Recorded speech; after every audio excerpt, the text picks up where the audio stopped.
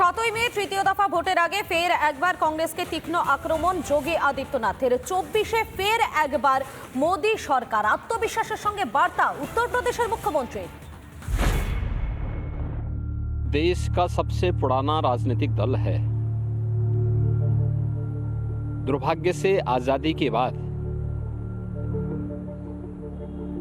वह दिशाहीन हो गई और आज तो वह नेतृत्व विहीन भी हो गई।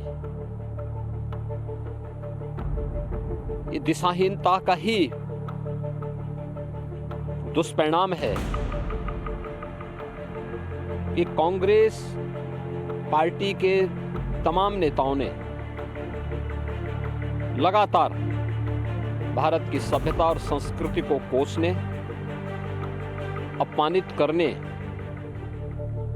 और सनातनता को हर प्रकार से बदनाम करने के कुत्सित प्रयास किए हैं।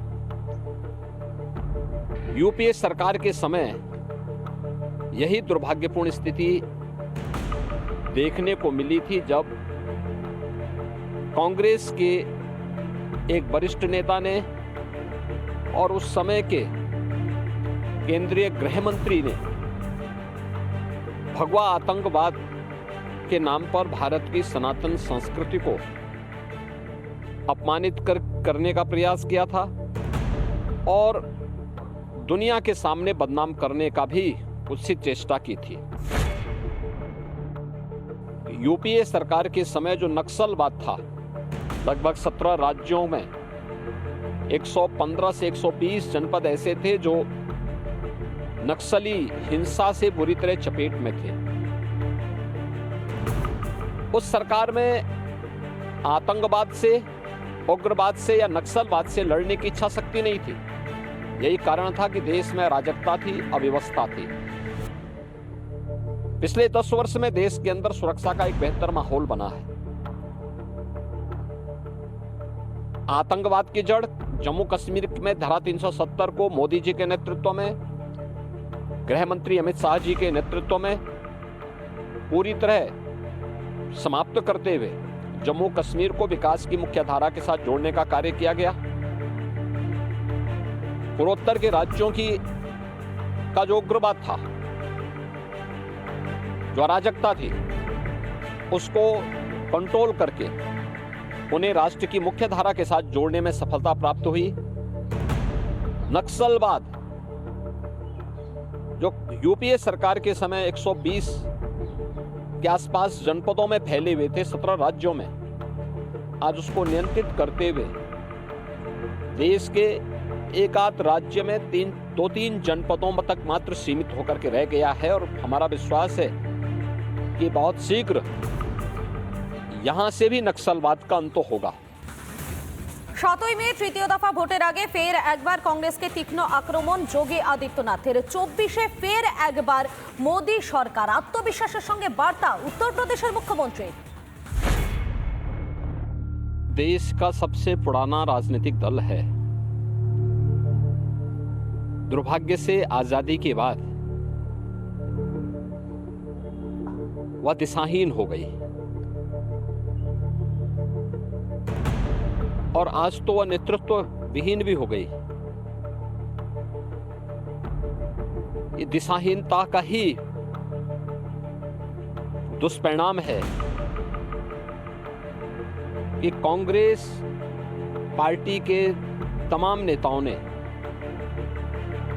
लगातार भारत की सभ्यता और संस्कृति को कोसने, अपमानित करने और सनातनता को हर प्रकार से बदनाम करने के कुत्सित प्रयास किए हैं।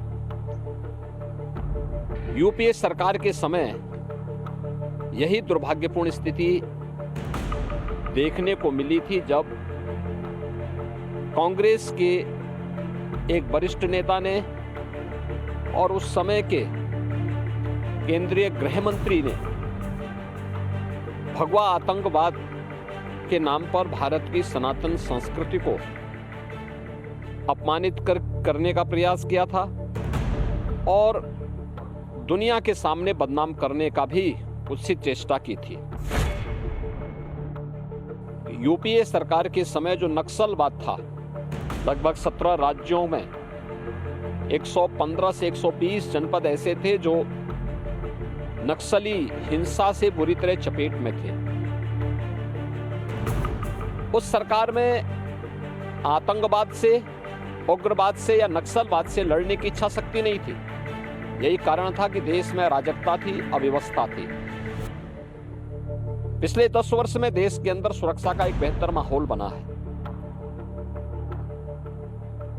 आतंकवाद की जड़ जम्मू कश्मीर में धारा 370 को मोदी जी के नेतृत्व में, गृह मंत्री अमित शाह जी के नेतृत्व में पूरी तरह समाप्त करते हुए जम्मू कश्मीर को विकास की मुख्य धारा के साथ जोड़ने का कार्य किया गया।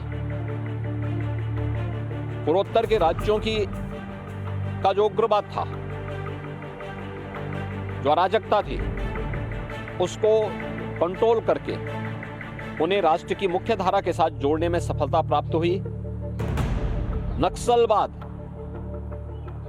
जो यूपीए सरकार के समय 120 के आसपास जनपदों में फैले हुए थे 17 राज्यों में, आज उसको नियंत्रित करते हुए देश के एक आध राज्य में 2-3 जनपदों तक मात्र सीमित होकर के रह गया है। और हमारा विश्वास है कि बहुत शीघ्र यहां से भी नक्सलवाद का अंत होगा।